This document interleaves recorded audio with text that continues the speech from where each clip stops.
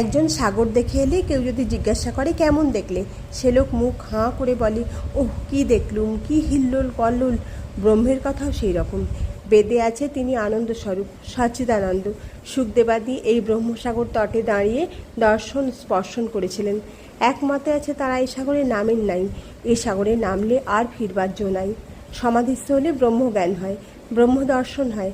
সে অবস্থায় বিচার একেবারে বন্ধ হয়ে যায়, মানুষ চুপ হয়ে যায়।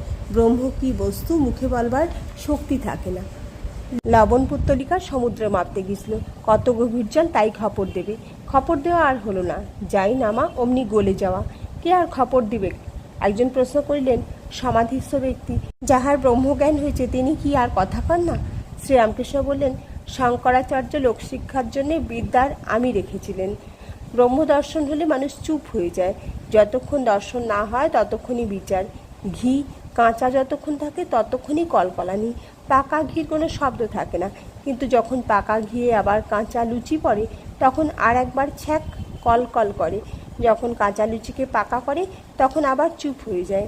তেমনি সমাধিস্থ পুরুষ লোক শিক্ষা দেবার জন্যে আবার নেমে আসে, আবার কথা কয়। যতক্ষণ মৌমাছি ফুলে না বসে ততক্ষণ ভন ভন করে, ফুলে বসে মধুপান করতে আরম্ভ করলেই চুপ হয়ে যায়। মধুপান আরম্ভ করার পর মাতাল হয়ে আবার কখনো গুনগুন করে। পুকুরে কলসিতে জল ভরবার সময় ভক ভক শব্দ হয়, পূর্ণ হয়ে গেলে আর শব্দ হয় না। তবে আর এক কলসিতে যদি ঢালাঢালি হয় তাহলে আবার শব্দ হয়। শ্রীরামকৃষ্ণ বললেন, ঋষিদের ব্রহ্মজ্ঞান হয়েছিল, বিষয়বুদ্ধির লেশমাত্র থাকলে এই ব্রহ্মজ্ঞান হয় না। ঋষিরা কত খাটত, সকালবেলা আশ্রম থেকে